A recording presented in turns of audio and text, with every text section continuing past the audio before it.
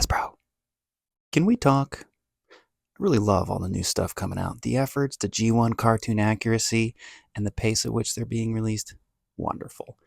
But I have to be honest. On a Venn diagram of products for people that 1. Love Transformers, 2. Have money to burn, and 3. Are sports fans, to me, this and this exist here. Don't get me wrong. The last thing we need is a shelf warmer that flops harder than Ronaldo. In fact, I hope these are huge hits.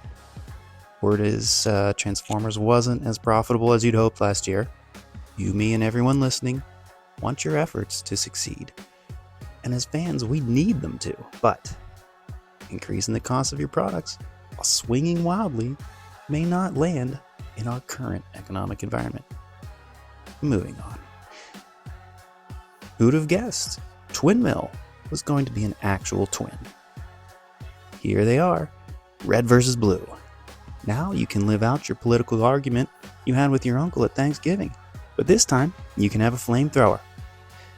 And in all seriousness, it looks good. This is a well-received bot, but again, we get into the discussion of if you had wanted it, you probably already have it. They aren't hard to find, so why are we getting a new red one? And for the next generation of Transformers lovers, cyberworld. First up is Soundwave, the con with more alt modes than Hollywood has Ozempic prescriptions. Here we see his new submarine monster alt mode. Shockwave is here with a mean looking hand. And here's his angry corgi alt mode. My man looks like he has the land speed of a potato. Hound is looking frosty in his mole tank. Honestly, it's fresher than the Studio Series at this point. Scourge is looking very metal cardbot adjacent in his pirate captain ship modes. Each of these larger cyber world toys claims a specific environment according to the back of this box. Ice, water, jungle. Along with these, we get to see some of the more simplistic, albeit still charming bots here.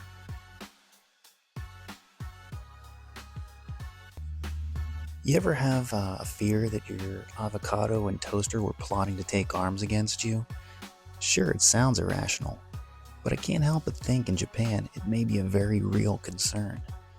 And speaking of concerns, what is his face? It seems well sculpted. I'm sure it's comic accurate, but which bit's his mouth? There's like a red teeth looking chin strap, and he's got whiskers.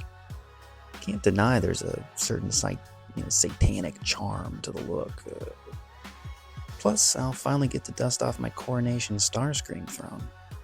Someone was kind enough to put the new Astrotrains mode side by side with the Siege mold. There's no fresh take on this from me. I'm just rubbing salt in the wound at this point. I will say that, to me, the shuttle's a draw, and the engine is better. The value, however, as has been the trend lately, is not. It's a huge L for the fans. It just seemed to be so much more with the last iteration. Then again, you will get some pretend smoke.